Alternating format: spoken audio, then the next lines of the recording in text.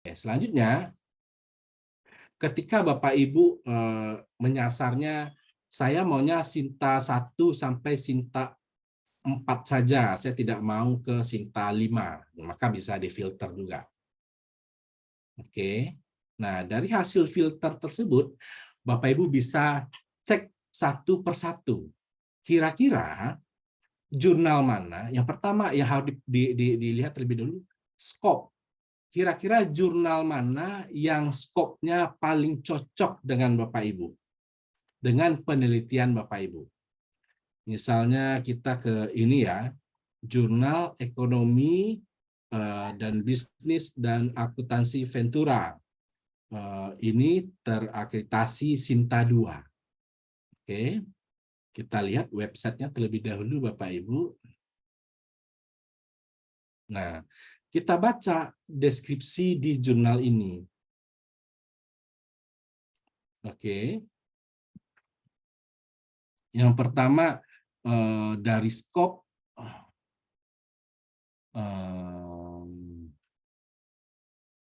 double blind review.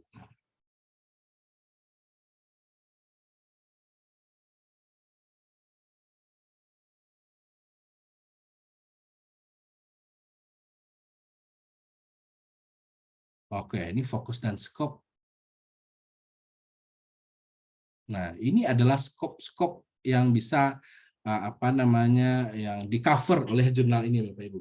Dari bidang ekonomi, business and banking management dan akuntansi. Jadi kita lihat apakah penelitian yang telah kita tulis tadi cocok skopnya dengan jurnal tersebut.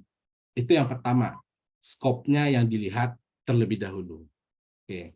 Selanjutnya, setelah skop, kita lihat seberapa sering jurnal tersebut diterbitkan. Kalau ini diterbitkan quarterly, berarti setiap 4 bulan, 3 kali dalam setahun. Oke, berarti kemungkinannya ketika 3 kali dalam setahun lebih baik dong daripada 2 kali dalam setahun. Oke. Nah, selanjutnya kita lihat lagi di arsipnya. Arsip itu berarti arsipnya dalam dalam satu edisi itu mereka menerbitkan berapa artikel. Oke, ketika semakin banyak, itu artinya semakin banyak mereka bisa menampung dalam dalam satu edisi, maka akan semakin besar peluang kita untuk bisa diterima sehingga dapat dipertimbangkan. Oke ya, Bapak Ibu. Nah, ada lagi pada beberapa case penulis itu juga mempertimbangkan bahasa. Oke, mempertimbangkan bahasa dalam jurnal. Nah, ini contohnya. Language used in this journal is English. Kadang-kadang beberapa dari kita merasa sangat direpotkan dengan translate translate paper dari bahasa Indonesia ke bahasa Inggris. Jadi ketika memang merasa merasa akan lebih prefer dalam bahasa Indonesia, maka kita cari dulu jurnal yang diterbitkan dalam bahasa Indonesia. Namun, perlu Bapak-Bapak dan Ibu-Ibu ketahui bahwa biasanya di jurnal Sinta 1 dan Sinta 2 itu menggunakan bahasa Inggris. Oke, karena kualitasnya sudah sangat mumpuni di level nasional. Biasanya setelah masuk di Sinta 1, Sinta 2, mereka akan mengejar indeksasi Scopus berikutnya. Sehingga mereka mulai memperlakukan terbitan dalam bahasa Inggris. Jadi submit papernya pun harus dalam bahasa Inggris, seperti itu Bapak Ibu. Jadi kalau mau mencari dalam bahasa Indonesia, coba liriklah yang jurnal Sinta 3, Sinta 4, Sinta 5, dan Sinta 6. Oke, nah itu terkait submisi jurnalnya. Dan setelah mempertimbangkan skop, berapa kali terbitan dalam 1 tahun, mempertimbangkan bahasa. Selanjutnya kalau kita sudah merasa cocok dengan jurnal ini, oke, ketika kita sudah cocok dengan jurnal ini, kita harus melihat author guideline-nya. Oke, author guideline inilah yang harus kita penuhi Bapak Ibu. Karena terpenuhi atau tidak terpenuhinya author guideline ini akan dilihat di desk evaluation. Jadi sebelum editor, sebelum editor, ketika kita sudah submit paper, ini akan masuk ke sistemnya editor. Editor ketika akan memutuskan untuk meneruskan ke reviewer atau tidak, mereka akan melakukan desk evaluation terlebih dahulu. Desk evaluation-nya ini terkait dengan scope dan juga mengikuti atau tidaknya author guideline tadi, Bapak Ibu. Sehingga sangat penting untuk diikuti agar kita tidak terpental pada saat desk evaluation. Seperti itu. Nah, itulah pentingnya untuk mengikuti author guideline, mulai dari penggunaan hurufnya, jenis dan ukurannya, selanjutnya berapa kata bolehnya ada dalam paper tersebut dan berapa halaman, dan juga section-section yang harus ada di dalam paper kita. Seperti itu Bapak Ibu. Jadi yang ingin saya sampaikan adalah sangat penting bagi kita si peneliti untuk mengikuti author guideline yang telah ditetapkan oleh jurnal yang menjadi target kita. Karena ketika di desk evaluation-nya kita sudah terpental, maka kita akan take time lagi, akan butuh waktu lagi untuk mencari jurnal lain, selanjutnya memformat sesuai dengan author guideline lagi, menunggu keputusan desk evaluation editor lagi, dan selanjutnya akan semakin panjang waktunya Bapak Ibu. Maka dari itu sangat penting untuk mengikuti author guideline yang telah ditetapkan oleh si jurnal. Itu yang pertama. Harus ada paper tersebut harus mengikuti panduan dari si jurnal. Yang kedua, ketika melakukan submisi, kita juga diminta untuk membuat cover letter, Bapak Ibu. Cover letter ini sama analoginya ketika kita melamar sebuah pekerjaan.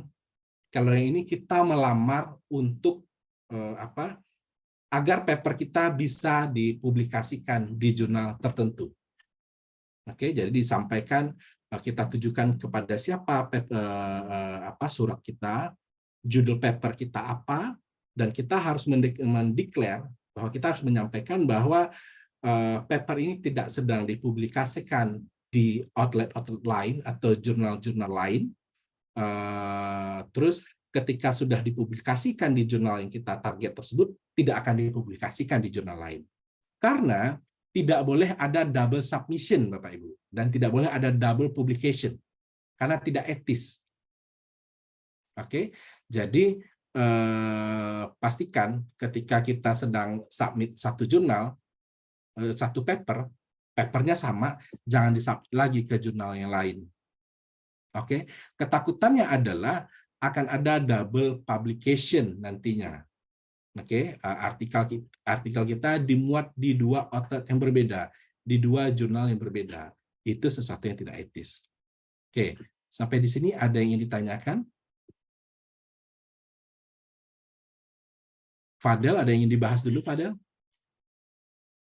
Baik Pak, mungkin setelah sesi pemaparan materi, nantinya akan ada sesi diskusi dan tanya jawab Pak. Baik. Ya. Ada Siti Hardiati, silakan. Silakan. Pak, mohon maaf Pak, saya izin bertanya nih Pak terkait pencarian di jurnal Sinta tadi. Kalau tadi kan kita mau publikasi artikel ya Pak, mau publikasi artikel. Nah terus gimana kalau kita mau cari jurnal yang sesuai dengan judul penelitian kita, itu caranya bagaimana ya Pak? Ya, baik, terima kasih Bu Pak. Siti. Ya, baik Bu Siti. Nah, itu Bu yang saya sampaikan, kita buka dulu sinta.kemdikbud.go.id. Kita buka Sinta Kemdikbud tadi, kita cari jurnal, Bu. Nah, kita lakukan filter. Misal kita tidak mempertimbangkan Sintanya, kita cuma mempertimbangkan bidangnya. filter jurnal. Nah, kita lihat ada 292 jurnal nasional yang sudah terindeks Sinta. Oke, 292. Begitu banyak pilihannya bagi kita. Oke, begitu banyak pilihannya bagi kita. Memang kita harus klik satu persatu, Bu. Satu persatu, atau dari word of mouth dari rekan-rekan kita atau senior kita yang sudah submit di jurnal tertentu. Biasanya mereka akan bilang, saya sudah submit, prosesnya tidak ribet, tidak lama, seperti itu. Jadi kalau kita mau mencari sendiri, inilah proses yang harus kita lalui, Bu. Kita buka sinta.kemdikbud.go.id-nya, kita filter bahwa kita sedang mencari jurnal di bidang ekonomi, dan kita klik satu persatu, Bu. Mana yang paling cocok kira-kira dengan dengan topik penelitian kita. Oke, mana yang paling cocok dengan topik penelitian kita. Dan bukan hanya yang paling cocok, tapi mana yang paling besar kemungkinannya paper kita akan diterima. Oke, dengan mempertimbangkan berapa terbitan dalam 1 tahun, kita baca paper kita bandingkan dengan paper-paper yang telah terbit. Oke, kita bandingkan dengan paper-paper yang telah terbit. Apakah paper kita itu bisa apple to apple dengan paper yang telah terbit kualitasnya, walaupun itu subjektif. Kalau memang iya, kita bisa lanjutkan. Oke, kalau memang dalam 1 tahun terbitannya banyak, paper kita merasa apple to apple dengan terbitan yang sudah ada, ya kenapa tidak kita coba. Kita sesuaikan dengan author guideline, dan kita ikuti prosesnya. Gimana, Bu Siti?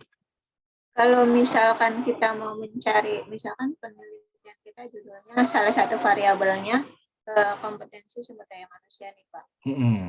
Atau kualitas laporan keuangan. Ya. Itu kita bisa set nggak sih, Pak, salah satu dari variabel penelitian kita di jurnal Sinta ini, atau harus kita cari satu persatu dari yang tadi? Oke, Ibu menanyakan kita menjadikan jurnal Sinta sebagai referensi atau apa, Bu? Referensi atau mau submit menjadikan jurnal Sinta sebagai referensi atau menjadikan jurnal Sinta sebagai target publikasi, Bu? Iya, referensi, Pak. Oh, oke. Kalau referensi memang harus satu-satu, Bu. Oh, harus satu-satu. Ya. Ibu bisa lihat di arsip ini, Bu. Oh. Ya, di arsip ini kan setiap terbitan mereka ada ada jurnal, ada artikel-artikelnya.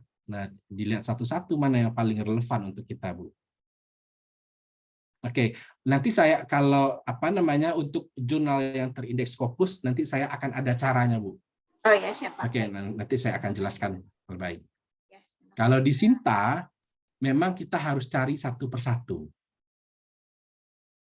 Oke. Nah, yang lain silakan.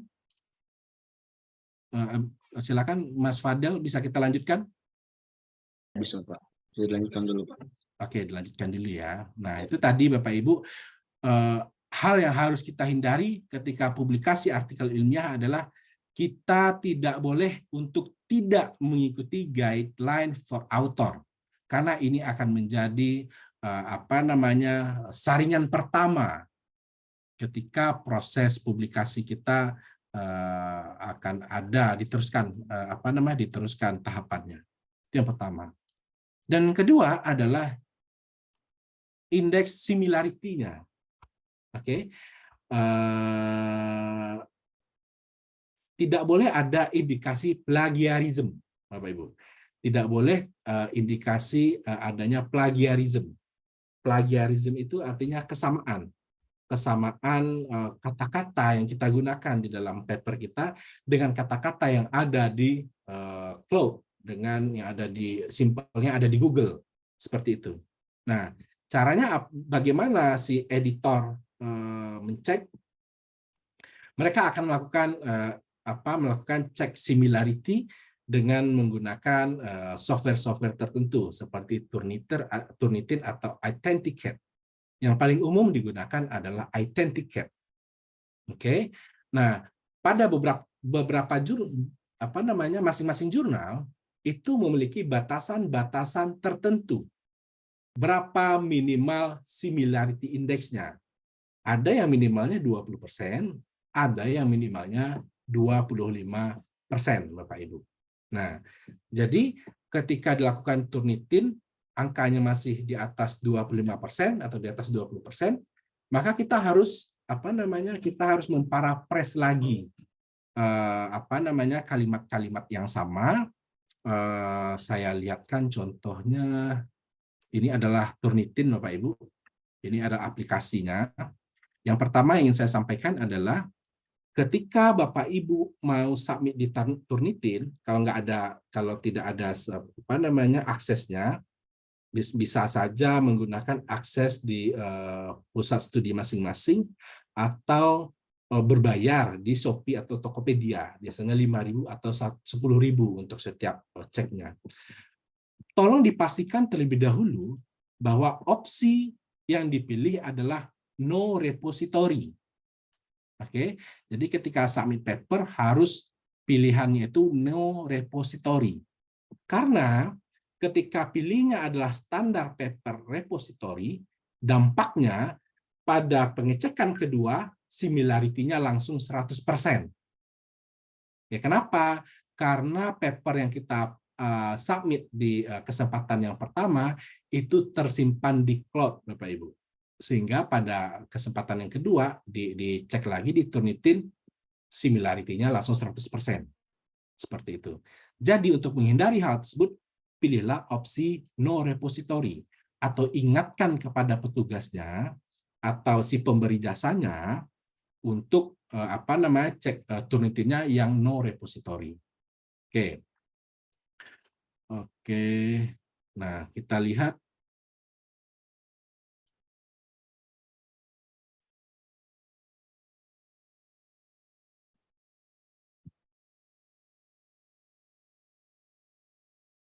Nah, ini adalah beberapa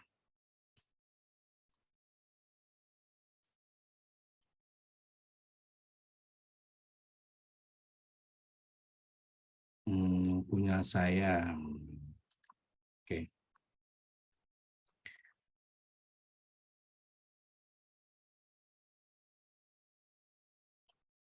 Nah, ketika di print atau dijadikan PDF, Bapak Ibu, ini adalah tampilan dari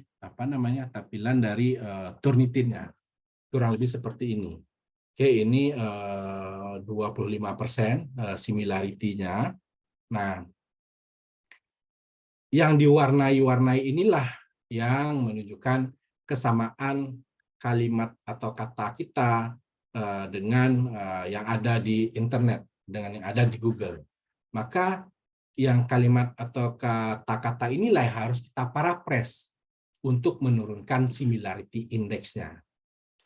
Oke, jadi karena memang ketika kita submit paper, salah satu author guideline-nya adalah similarity-nya tidak boleh lebih dari 20%, tidak boleh lebih dari 25%, misalnya seperti itu.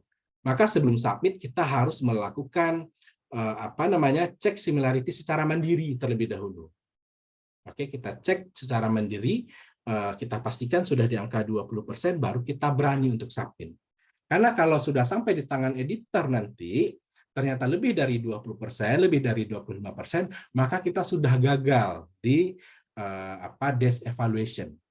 Maka untuk menghindari hal tersebut, kita yang harus melakukan pengecekan secara mandiri terlebih dahulu. Oke, Bapak Ibu, bisa dipahami ya.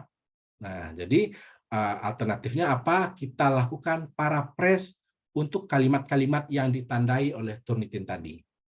Oke. Mungkin beberapa kalimat tidak bisa lagi diparaphrase, kebetulan sama. Beberapa kata tidak bisa lagi diparaphrase. Ya udah, kita fokus kepada kalimat-kalimat yang lebih mudah untuk diparaphrase, Bapak Ibu. Oke, nanti saya akan sampaikan caranya bagaimana memparaphrase dengan mudah. Oke, itu yang kedua, untuk menghindari adanya plagiarisme, yaitu dengan melakukan paraphrase. Yang ketiga, artikel itu tidak relevan atau tidak ada novelty atau keterbaruannya. Ini adalah ilmu yang ada beberapa orang nyebutnya ilmu yang sudah selesai, sudah jelas solusi dari permasalahan tersebut. Ketika kita mau melakukan lagi penelitian hal yang sama, apa sumbangsi kita untuk pengetahuan? Tentunya tidak ada. Ya, jadi bagaimana caranya adalah seperti yang saya sampaikan tadi, jadikan jurnal ilmiah yang up to date dilihat dari tanggal ya Bapak Ibu dengan dari tahun terbitan. Jadikan artikel tersebut sebagai artikel rujukan utama kita. Selanjutnya perhatikan further research pada bagian saran. Biasanya mereka akan menyampaikan keterbatasan penelitian mereka apa, sehingga untuk mengisi keterbatasan tersebut, penelitian selanjutnya bisa memperhatikan hal-hal apa saja, entah itu dari variabel, entah itu dari metode, atau dari hal-hal lainnya. Nah, cara yang pertama inilah salah satu salah satu cara untuk memastikan bahwa penelitian kita adalah penelitian yang up to date dengan menjadikan jurnal paper dengan kualitas bagus yang dengan terbitan terbaru sebagai rujukan utama kita, Bapak Ibu. Itu yang pertama. Dan yang kedua, penelitian tersebut hendaknya ada novelty, ada kebaruan. Sehingga pada bagian pendahuluan ketika merumuskan kenapa penting untuk melakukan penelitian ini, kita harus detail, harus harus confident dalam menyampaikan kebaruan yang kita sampaikan. Ada beberapa research gap dari penelitian-penelitian sebelumnya yang telah ada, namun ada yang belum terisi.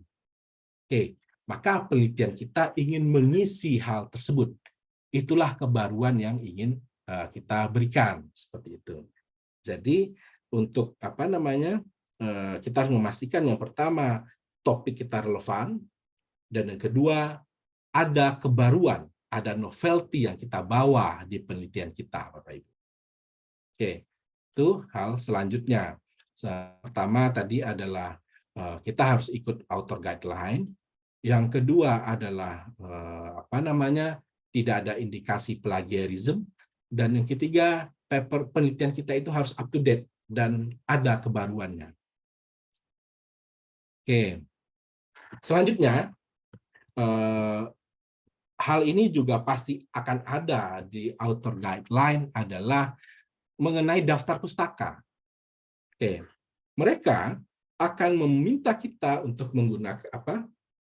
menggunakan tools tertentu untuk menyusun daftar pustaka. Bagi kita, menggunakan tools tertentu seperti Mendeley itu merupakan hal yang memudahkan, Bapak Ibu. Hal yang sangat memudahkan. Kita susun, kita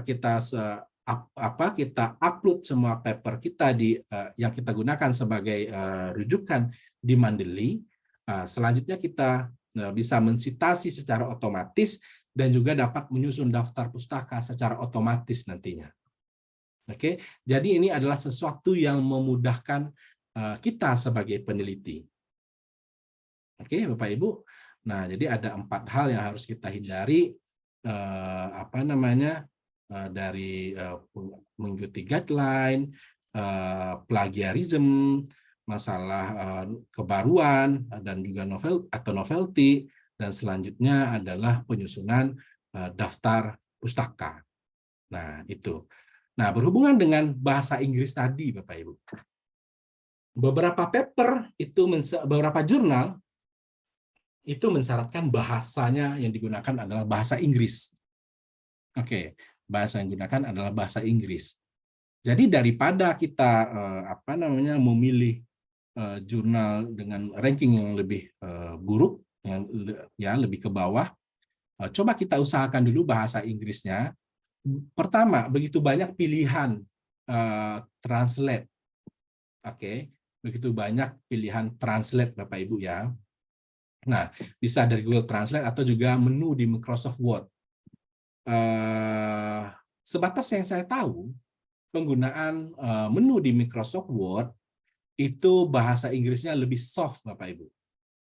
Bahasa Inggrisnya lebih soft dibandingkan dengan di Google Translate. Nah, coba caranya seperti ini.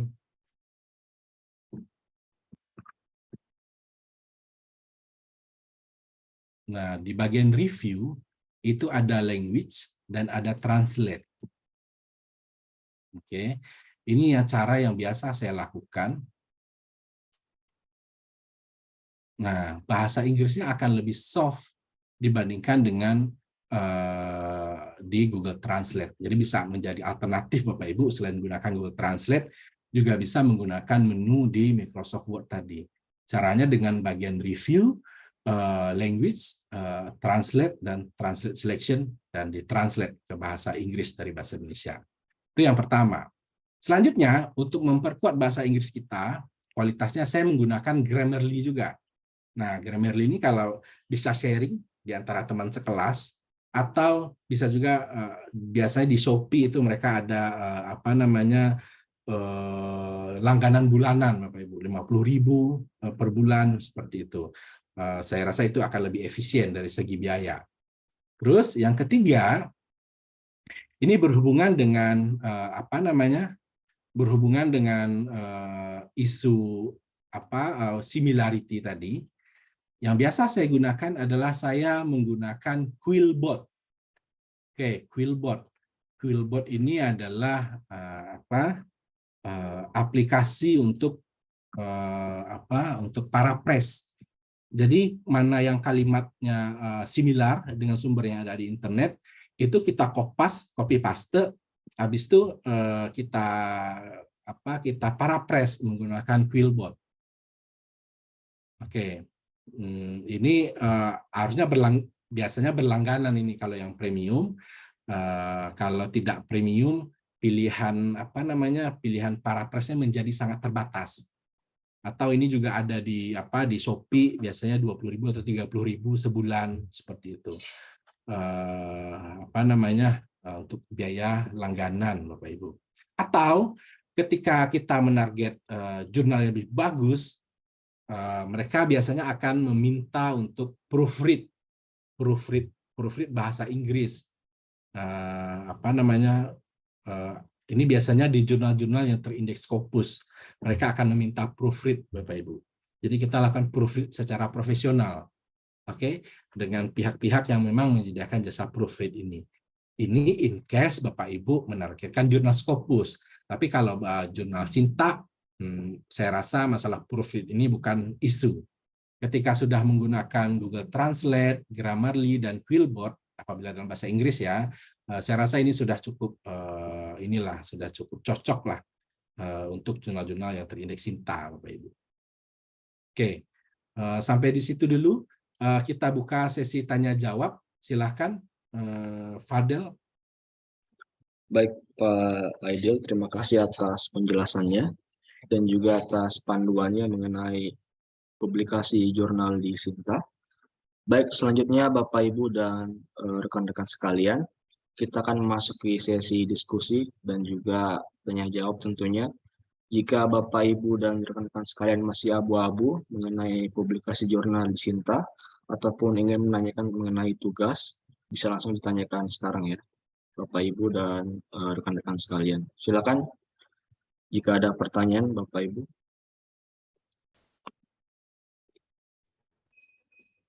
Ya Pak, boleh nanya Pak, mau nanya nih. Silakan Pak Hendri. Jadi tadi kalau menurut Pak Jul Aidil itu berarti Sinta itu makin kecil nomornya, makin verifikasinya makin akurat lah gitu ya, lebih diakui ya gitu ya. Ya. Cuma pertanyaan saya, Pak, apakah selain Sinta ini ada yang lain nggak sumber referensi kita gitu loh? Maksudnya apakah cuma rujukan kita dari Sinta saja, Sinta dan Scopus yang setahu saya gitu Pak ya. Kalau di luar itu apakah memang nggak bisa kita jadikan rujukan jurnal gitu? Yang kedua Pak sekalian Pak, satu lagi, ini saya ini agak kesulitan mencari ini ya Pak ya, kuesioner yang benar-benar pas ya untuk judul ininya ya, judul penelitian kita gitu Pak ya, seperti itu Pak. Jadi ya setahu saya kan kuesioner ini sangat mempengaruhi sama hasil validitas dan reliabilitas dari ini Pak, penelitian kita gitu Pak. Gitu. Ya. Ada trik-triknya nggak Pak, caranya gitu? Ya. Ya itu aja sih Pak, makasih Pak. Oke, baik, terima kasih banyak Pak Hendri. Ini pertanyaan pertama terkait referensi ya Pak, bukan kita mau submit tapi terkait referensi. Nah, referensi yang umum digunakan kalau kita bahasnya adalah jurnal nasional, ya SINTA Pak. Karena ini satu-satunya Pak, satu-satunya indeks jurnal nasional yang dilakukan oleh Kemdikbud. Oke, jadi kalau kita mau cari jurnal yang kualitasnya, kalau kita mau melakukan referensi, maunya kita mereferensi hal yang bagus ya Pak. Dan bagus dan tidaknya tentunya harus terukur. Betul ya Bapak Ibu? Bagus dan tidak itu masih terlalu subjektif. Bagaimana menjadikan dia objektif, maka ukurannya harus terukur.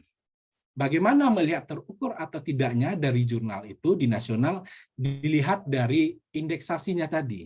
Apakah terindeks SINTA 1, 2, 3, 4, 5, atau 6. Semakin kecil nomornya, semakin bagus. Idealnya seperti itu. Karena apa?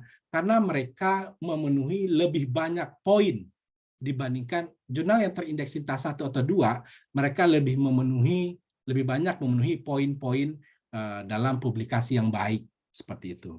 Jadi memang SINTA Pak yang pertama kalau nasional. Yang kedua, kalau kita merujuk ke internasional, memang Scopus Pak. Scopus atau di bidang ilmu sosial itu WOS, World of Science. Namun biasanya mereka itu beririsan Pak Hendri. Jurnal yang terindeks SINTA biasanya akan terindeks di World of Science juga. Itu indeks untuk ilmu-ilmu sosial Pak. Oke. Namun Bapak Ibu, ada yang perlu saya sampaikan, Scopus itu adalah indeksnya. Oke, Scopus itu adalah indeksnya. Namun perankingannya itu ada di Skimago, Bapak Ibu. Mungkin kita sudah pada tahu terkait ini, namun saya ulang lagi. Nah, ini Skimago. Oke. Nah, ini contohnya. Ketika kita mencari sebuah jurnal, kita mencari sebuah jurnal, kita juga harus pertimbangkan ini mereferensinya dari jurnal, kalau ini jurnal utama misalnya ya hendaknya yang dari Q1, Q2, Q3. Kalau Q4 coba dipertimbangkan lagi, bukan berarti tidak boleh, tapi dipertimbangkan lagi.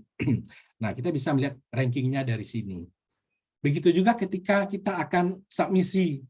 Nah, ketika ada kewajiban tertentu minimal di Q1, Q2, Q3, tidak boleh Q4, kita bisa menjadikan Skimago ini sebagai rujukan, Bapak Ibu. Jadi jurnal ini sedang berada di ranking berapa, Q1, Q2, atau Q3. Jadi untuk menjawab pertanyaan Pak Hendri tadi, apakah ada sumber yang lain? Yang umum digunakan memang di nasional SINTA dan internasional Scopus, Pak. Dan memang ada pilihan lain seperti World of Science, namun biasanya akan beririsan itu Pak Hendri, yang terindeks Scopus biasanya terindeks World of Science. Itu untuk menjawab pertanyaan yang pertama. Untuk menjawab pertanyaan yang kedua, betul yang disampaikan oleh Pak Hendri bahwa kita mau collect data itu pakai kuesioner. Baik atau tidaknya kuesioner kita itu akan akan berdampak kepada baik atau tidaknya hasil penelitian kita nantinya. Sehingga hendaknya kita menggunakan kuesioner yang kualitasnya memang baik, yang sudah valid dan reliable seperti itu. Memang ada pilihan Bapak Ibu. Kita menyusun kuesioner sendiri. Ada pilihan itu untuk kita menyusun kuesioner sendiri. Biasanya untuk variabel-variabel yang cenderung baru. Belum banyak dibahas dalam bidang akademik. Di perdebatan literatur penelitian empirik belum banyak dibahas. Sehingga bisa jadi pilihannya adalah dengan mengembangkan kuesioner baru.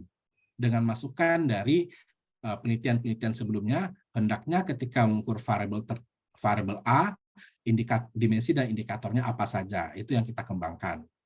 Namun, yang paling mudahnya gimana? Karena kan kalau kita nyusun sendiri, berpikir lagi akan take time gitu ya. Pilihannya bagaimana? Oke, pilihannya adalah dengan merujuk kepada jurnal yang menyampaikan ada kuesioner di sana. Namun apakah akan selalu ada kuesioner? Tentunya tidak, Bapak Ibu ya. Apakah selalu ada kuesioner? Tidak. 1 bulan yang lalu, saya melakukan hal yang sama. Saya merujuk sebuah jurnal, namun sebuah paper, namun tidak ada kuesionernya di sana. Tapi ada corresponding author yang bisa dihubungi. Ada corresponding author yang bisa dihubungi di email. Saya meng-email mereka dan memberikan balasan kepada saya dengan lampiran kuesionernya. Oke, jadi di email si autornya Bapak Ibu. Dan biasanya mereka akan terbuka untuk itu. Karena apa? Dampaknya ketika kita menanyakan kuesioner mereka, itu kan artinya kita merujuk penelitian mereka. Artinya mereka akan disitasi nantinya oleh paper kita. Di paper kita ketika disitasi itu merupakan sebuah achievement dalam ranah akademik Bapak Ibu. Sehingga logikanya mereka akan terbuka untuk mengirimkan kuesionernya. Gitu Pak Hendri. Oh. Jadi harus ke auditornya Pak ya, ditanya ya Pak ya. Co-autor Pak. Autor ya Pak Iya, ya. ya, betul Pak. Kalau memang tidak ada ya Pak, tapi Iya, itu karena saya jarang sih mendapat yang sesuai ya dengan apa ya yang mau kita teliti gitu ya. Itu ya yang akurat gitu ya Pak ya. Maksudnya yang paling pas lah gitu ya, gitu Pak. Kalau ke autornya itu Pak ngubunginnya gimana Pak? Bagaimana Pak? Kan di setiap artikel memang ada ini ya Pak, saya share screen. Oh, emailnya ya Pak? Ya, emailnya Pak, kan Oke. di bawah judul itu kan menyampaikan siapa penulisnya, alamat emailnya apa itu ya Pak. Iya. Ya. Tapi memang diusahakan dulu Pak, dicari jurnal-jurnal yang ada kuesionernya, dan kalau memang tidak ada ya bisa dihubungi ke autornya.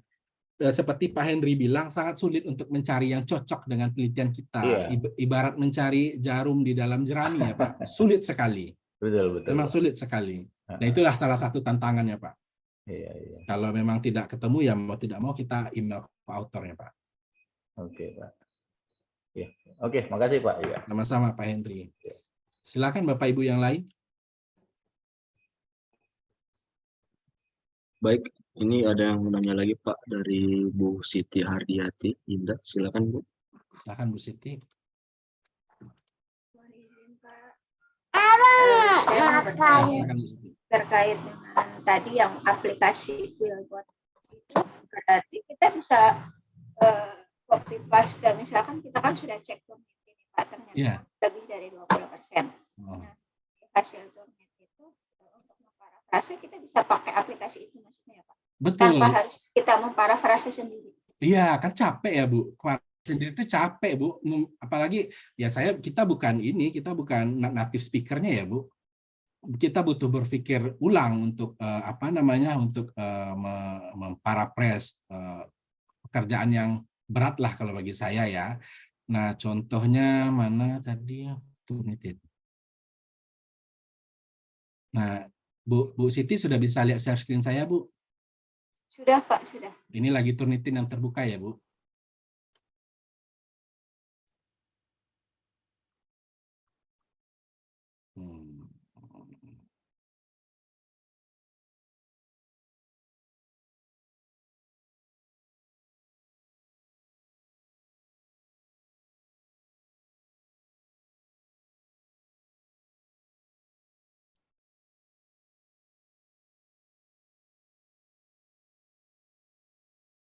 Jadi memang tinggal dimasukin ke Quillbot-nya, Bu. Ini Quillbot.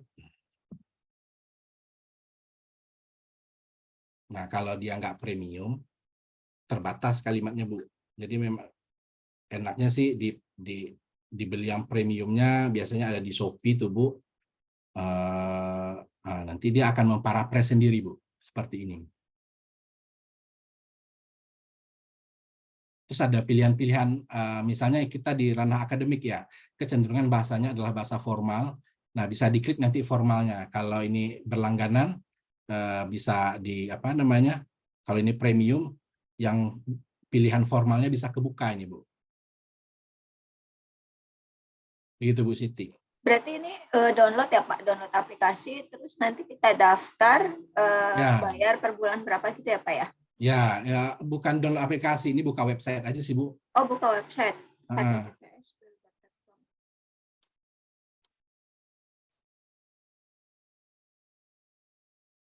Kalau saya sekarang saya langganan bayar 50.000 sebulan tapi di Shopee sharing account, Bu.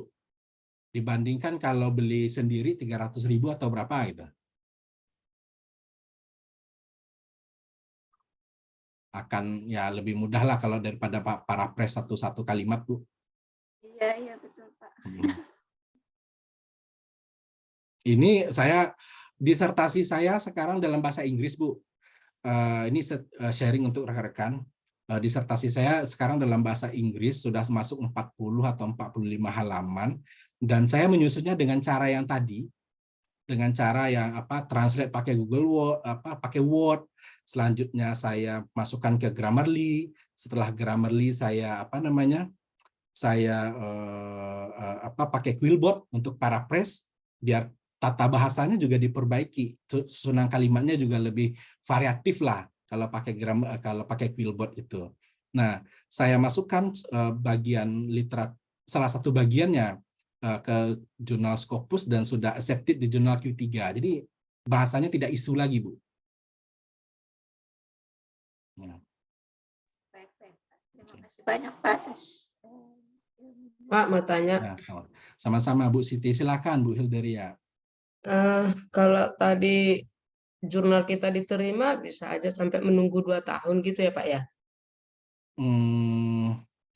Semakin bagus kualitas jurnalnya dan semakin tidak berbayar jurnal tersebut, dan semakin sedikit terbitannya dalam 1 tahun, bisa jadi lama, Bu. Saya nggak bilang 1 tahun, saya nggak bilang 2 tahun, tapi semakin lama, Bu. Semakin lama. Ya.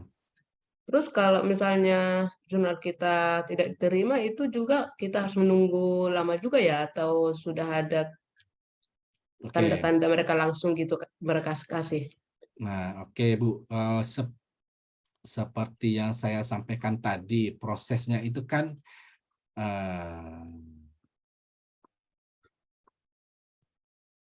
prosesnya kan seperti ini ya, Bu. Kita submit paper, selanjutnya desk evaluation dulu di editor. Makanya kita memenuhi author guideline tersebut agar tidak terreject di desk evaluation-nya. Maksud saya penilaian di editor. Kalau artikel kita sudah lolos dari editor, selanjutnya editor akan meneruskan kepada si reviewer. Nah, hasil dari reviewer inilah yang akan menjadi dasar bagi editor paper kita itu diterima atau ditolak. Prosesnya memang akan lama, Bu. Bahkan dari author ke editor, mereka mau udah memproses artikel kita itu bisa 2 minggu, bisa 1 bulan. Soalnya dari editor ke reviewer bisa 1 bulan lagi. Reviewer untuk mereview, biasanya editor akan membatasi 1 bulan atau 2 bulan reviewer untuk mereviewnya, Bu. Jadi memang prosesnya akan lama. Kalau paper kita itu ditolak, di OJS-nya akan ada disampaikan paper kita ditolak, Bu. Kalau diterima pun akan ada disampaikan paper kita diterima atau ditolak, seperti itu. Jadi memang prosesnya lama dan memang kita harus rajin untuk melihat sistemnya, Bu Hilderia. Baik. Atau kalau saya biasanya seperti ini. Setelah 2 minggu masih belum ada pergerakan di sistem, saya akan chat atau saya akan email editornya. Karena biasa kan mereka akan menyampaikan kontaknya ya, Bu, di jurnal. Mereka akan menyampaikan kontak. So, saya akan tanya setelah 2 minggu atau sebulan, sudah sampai mana prosesnya gitu. Karena biasanya mereka lupa, ya bisa jadi kita yang mengingatkan kalau kita sudah submit di sistem seperti itu. Kalau orang bilang ya memang harus nyinyir sedikit ya, Bu. Nah, oke, sama-sama. Ya, baik. Ini ada pertanyaan lagi Pak dari Bu Nur Hayati. Dia bertanya, bagaimana cara menentukan gap pada suatu penelitian, Pak? Oke, nah ini udah masuk ke mata kuliah metodologi penelitiannya, Bapak Ibu ya. Menentukan gap pada penelitian. Paling mudahnya gini, paling mudahnya seperti yang saya sampaikan tadi, rujuk paper-paper sebelumnya yang menjadi rujukan kita. Apa yang disarankan oleh paper tersebut, itulah yang kita jalankan, Bapak Ibu. Itulah yang kita jalankan. Atau ada alternatif lain, Bapak Ibu. Alternatif lainnya, bentar, Sousa. Alternatif lainnya adalah dengan menggunakan dasar dari bibliometric review. Oke, saya mohon waktu sebentar.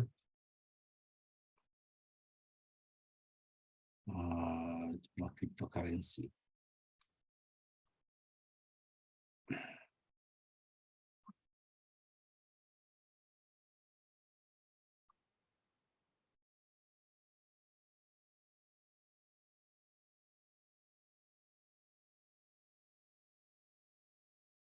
Oke.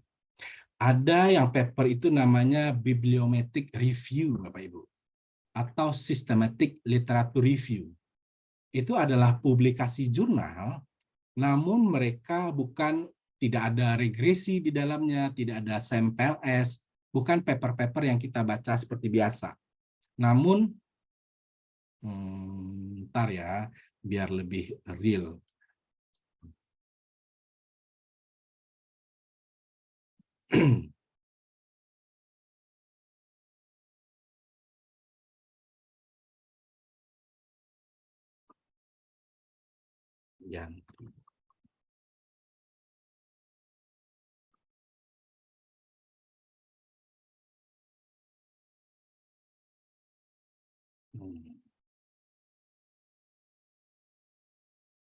Ada paper yang namanya Systematic Literature Review. Nah, Systematic Literature Review ini adalah jurnal mereka mengumpulkan literatur sebelumnya, mereka bahas sendiri apa yang telah dibahas di penelitian-penelitian sebelumnya dan kira-kira apa peluang untuk penelitian selanjutnya. Nah, saran dari Systematic Literature Review ini juga bisa menjadi research gap kita, Bapak Ibu. Berarti belum ada penelitian tersebut dalam bidang tertentu dan kita berusaha menjawabnya. Itu dari Systematic Literature Review. Nah, jadi itu kalau kita menggunakan kalau kita menggunakan paper orang lain. Nah, bisa jadi kita menggunakan paper kita sendiri, dengan usaha kita sendiri. Biasanya itu dalam bentuk tabel, Bapak Ibu. Kita bikin penelitian dalam topik kewirausahaan, misalnya variabel yang sudah dibahas apa saja dan variabel yang masih sedikit dibahas apa saja. Nah, itu bisa menjadi research gap kita. Itu yang paling mudahnya. Namun apapun itu, tiangnya adalah kita harus rajin membaca artikel-artikel terkait untuk mencari research gap kita. Ada lagi, Bapak Ibu, silakan. Saya share screen sedikit ini.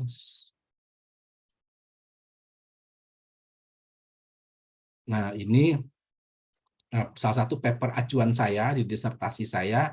Ini terkait cryptocurrency, analisis systematic literature review dan bibliometric literature review. Nah, the study prove a great gap in the current literature in the linking cryptocurrency and trust theories in consumer context. Jadi, systematic literature review atau bibliometric review, hasil akhirnya penelitian mereka adalah mengungkapkan gap yang masih ada di penelitian bidang terkait. Jadi kita nggak capek-capek lagi, Bapak Ibu, untuk untuk mengidentifikasi sendiri. Gunakan dari systematic literature review ini. Itu. Ada lagi, silakan. Baik, ini Pak ada pertanyaan dari Bu Siti Hardiati Indah. Saya langsung keluar aja pertanyaannya kepada Pak Aidil ya. Mohon maaf, ini tugasnya maksudnya kita cari jurnal referensi di jurnal Sinta, terus disubmit aja ya, atau bagaimana? Mohon arahannya Pak. Oke. Ini Oh, ini mengenai tugas. terkait tugas hari ini. Saya di review Bu Ikramina kemarin itu ada di grup ya, udah di-share di grup saya rasa. Bapak Ibu, kita tidak sedang mencari topik kita hari ini tidak terkait mencari referensi, namun terkait mensubmit jurnal. Jadi yang dilakukan adalah kita cari salah satu jurnal yang menjadi target kita. Misalnya tadi share screen. Misalnya tadi kita mentargetkan jurnal Ventura, Journal of Economics, Business and Accountancy. Terus kita cocokkan dengan author guideline. Author guideline-nya termasuk dari sisi template-nya ya Bapak Ibu. Nah, setelah itu disubmit di disubmit di Google Drive yang sudah disediakan. Disediakan itu ada infonya di grup itu Mas Fadel. Jadi tidak disubmit ke sistem jurnal yang menjadi target kita ya, namun disubmitnya ke link Google Drive, link Google Form. Jadi disesuaikan dulu artikel Bapak Ibu dengan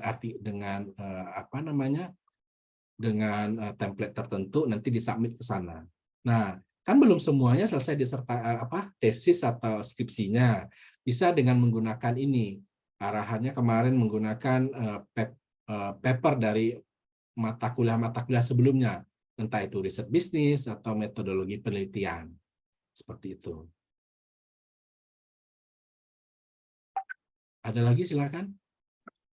Baik, Bapak Ibu dan rekan-rekan sekalian, jika ada pertanyaan lagi silakan ditanyakan saja. Dan untuk mengingatkan bahwa saya sudah mengirimkan link modul hari ini, serta juga tugasnya, silakan langsung dibahas saja Bapak Ibu. Dan juga saya mengingatkan untuk mengisi daftar kehadiran, dan di dalam Google Form di daftar kehadiran tersebut sudah ada juga link untuk mengupload ini tugas Bapak Ibu sekalian, yang batasnya pada jam 5 sore pada hari ini. Baik, silakan saja jika ada pertanyaan lagi. Atau Pak Aidil mungkin ingin menambahkan lagi? Boleh. Pak, kurang jelas tugasnya Pak yang mau disubmit. Kita hanya mendownload jurnal ya, baru submit gitu ya?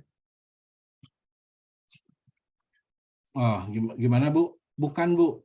Kita menyesuaikan paper atau artikel yang sudah kita miliki, kita sesuaikan dengan format jurnal menjadi target kita, Bu. Nah, itu nanti disubmitnya ke link Pusdi, Bu. Ada di grup, bukan ke sistem si jurnal ya, Bu, namun di link saja, Bu. Iya. Ya. Izin Pak, jadi isinya itu isi hasil penelitian kita ya Pak ya? Ya, penelitian Ibu. Kita cuma ambil guideline penulisannya aja ya? Ya, betul Bu. Kalau tesis atau skripsinya belum selesai, bisa menggunakan penelitian yang tugas-tugas yang dibuat di mata kuliah sebelumnya, Bu. Iya, belum selesai Pak. Ya, oke. Ini ada tambahan sedikit Bapak Ibu terkait mencari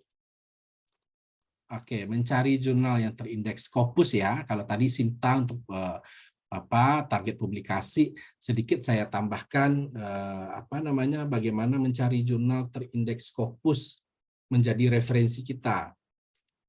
Oke. Nah, Scopus ini kan sifatnya sama dengan Sinta, Bapak Ibu. Kalau Sinta itu nasional, kalau Scopus itu sifatnya internasional. Oke, jadi sebelumnya pastikan Bapak Ibu sudah ada akses, sudah mendaftar terlebih dahulu, mendaftar terlebih dahulu. Setelah mendaftar,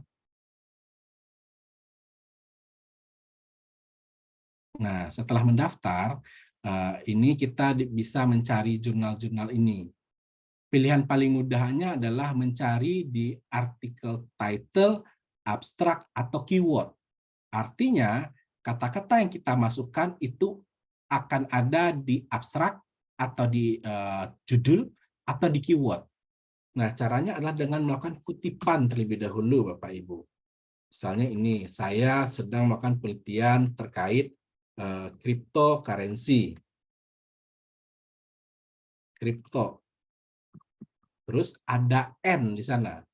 N itu maksudnya kripto dalam kalimat yang saya dalam keyword yang saya cari itu harus ada kata kripto dan ada kata investnya, misalnya seperti itu. Nah, baru dicari. Jadi pastikan ada yang kutipan ini ya Bapak Ibu. Kripto and invest seperti itu. Nah, itu cara mencarinya. Misalnya ada 26 dokumen. Nah, 26 dokumen. Nah, mulai dari tahun-tahun yang paling baru. Nah, karena di kampus kita itu menyarankan, ini kan biasanya berlangganan ya. Biasanya berlangganan. Nah, kalau pertama coba cari di mendaftar dulu di Perpusnas, Perpustakaan Nasional. Biasanya mereka akan memberikan akses untuk download jurnal-jurnal ini, itu yang pertama. Atau yang kedua ya ada cara ilegalnya lah, ada Skyhub atau cara-cara lain Bapak Ibu untuk mendownloadnya. Namun baiknya dicari dari database Scopus ini terlebih dahulu, baru kita bergerilya untuk mendownload si artikel ini. Bisanya di-download dari channel yang mana, seperti itu. Jadi pakai search-nya dengan cara katanya apa, terus harus ada kata apa lagi setelah itu, terus ada apa lagi, terserah Bapak Ibu, namun harus ada kutipan-kutipan ini Bapak Ibu. Harus ada tanda petik ya, tanda petik ini. Gitu cara carinya. Ada lagi yang ingin ditanyakan, silakan. Pas. Baik Bapak Ibu dan rekan-rekan sekalian, apakah ada pertanyaan lagi? Bapak mau tanya, Ya, silakan Bu. ini untuk yang tugasnya, jadi kan kita siapin satu judul, terus kita cari referensi ya. Nah itu nanti di-download gitu atau gimana? Bukan kita nggak ada hubungannya dengan referensi Bu. Mm. Tugasnya hanya mensubmit jurnal Mm-mm. sesuai dengan guideline jurnal yang menjadi target Bapak Ibu masing-masing. Mm-mm. Ya. Submitnya ke link Pusdi tapi bukan ke jurnal, ke sistem jurnalnya. Iya, berarti yang disubmit PDF-nya gitu ya Pak? Ya bisa gitu Bu, bisa PDF. Oh iya baik, oke, makasih ya Pak. Sama-sama. Ada lagi Bapak Ibu silakan. Pak, itu kadang Pak kita submitnya itu sulit ya Pak ya, kayak kemarin yang minggu lalu itu. Susah sekali kita submit Pak ya. Datanya keberatan atau gimana saya nggak tahu itu ya. Kalau nanti misalnya kita kesulitan itu kemana bisa kita hubungin Pak submitnya itu Pak? Oh oke. Ya. Itu ada PIC di grup Bapak Ibu namanya Zimam ya. Coba dilihat namanya Zimam. Nah kalau memang kesulitan hubungi personal chat Zimam ya Bapak. Oh. Chat si Zimamnya ya. Iya. Ya, atau bisa chat saya, nanti saya sampaikan di grup Pusdi. Baik Pak. Oke. Ada lagi Bapak Ibu silakan terkait materi kita hari ini. Baik, ada lagi Bapak Ibu pertanyaan dan rekan-rekan sekalian. Pagi Pak Idil, saya mau nanya Pak. Ya silakan Pak Juan. Ya. Pak, jadi idealnya kalau kita mau submit ke jurnal Sinta itu membutuhkan waktu berapa lama ya Pak ya biasanya gitu normalnya? Tidak ada ini ya Pak, ada yang saya dengan mahasiswa saya submit beberapa waktu lalu 2 bulan sudah clear sampai terpublish. 2 bulan sampai terpublish itu Sinta 4. Ada mahasiswa saya yang lain 1 bulan udah terpublish. Ada saya submit sendiri 5 bulan belum ada hasil apa-apa. Jadi memang begitu dinamis begitu. Kadang-kadang untung-untungan seperti itu. Namun ada lagi alternatifnya, Bapak Ibu. Tapi ini akan berhubungan dengan cost ya, dengan berhubungan dengan biaya. Ada beberapa jurnal yang menyediakan jalur fast track. Jadi kalau kita memohon untuk dimasukkan ke jalur fast track, namun biasa bayar 200.000 atau 250.000, mereka akan memprioritaskan untuk memproses jurnal kita. Memproses jurnal kita ya, bukan berarti untuk menerima jurnal kita. Nah, biasanya itu lebih cepat prosesnya. Biasanya mereka akan menyampaikan jalur fast track tersebut di deskripsi jurnalnya. Namun tidak semua jurnal ada fasilitas seperti itu. Oke. Nah. Oke, baik Pak. Terima kasih Pak. Silakan Bapak Ibu yang lain.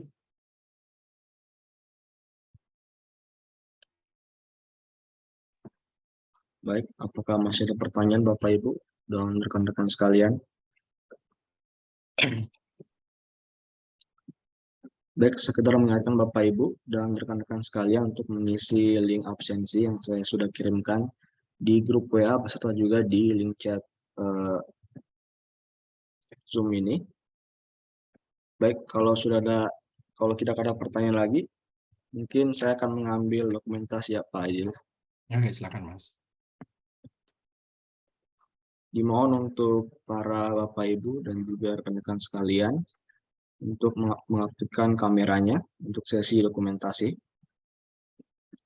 Baik, ini ada 3 slide ya. Baik, saya ambil dari slide pertama dulu. 1, 2, 3.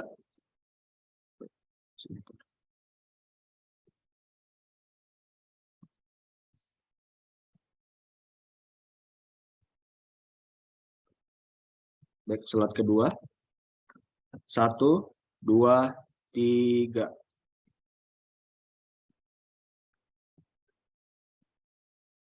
Dan slide terakhir.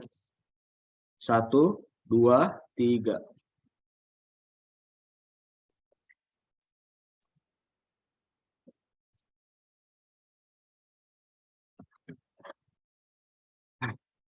Baik, sudah. Apakah masih ada pertanyaan lagi Bapak Ibu dan rekan-rekan sekalian? Oh, ada Baik, Bu Siti. silakan Bu Siti. Kak, saya mau tanya terkait dengan sertifikat kemarin yang waktu pertama kan SPSS itu emang belum dikirim. Oh, SPSS. Ya, nanti saya tanyain ke Pusdinya ya, Bu.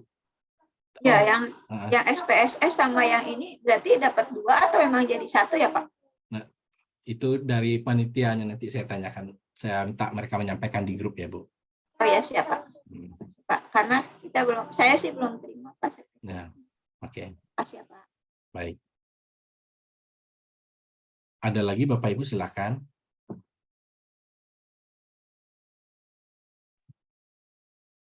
Ada lagi Bapak Ibu? Baik, kalau tidak ada lagi, kita tutup saja untuk kegiatan pada hari ini. Saya ingin mengucapkan terima kasih kepada Pak Jul Aidil yang sudah meluangkan waktunya untuk memberikan materi pada kegiatan hari ini. Dan juga terima kasih kepada para peserta yang telah berpartisipasi pada kegiatan hari ini. Dan juga untuk mengingatkan kembali sebelum kegiatan hari ini ditutup, agar submission tugasnya agar dikumpulkan maksimal pada jam 5 sore pada hari ini. Demikian Bapak Ibu, terima kasih banyak. Saya tutup dengan Assalamualaikum warahmatullahi wabarakatuh. Waalaikumsalam warahmatullahi wabarakatuh.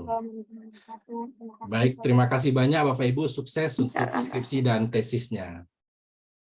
Terima kasih Pak. Silakan Pak. Terima kasih banyak, Pak. Terima kasih banyak Pak.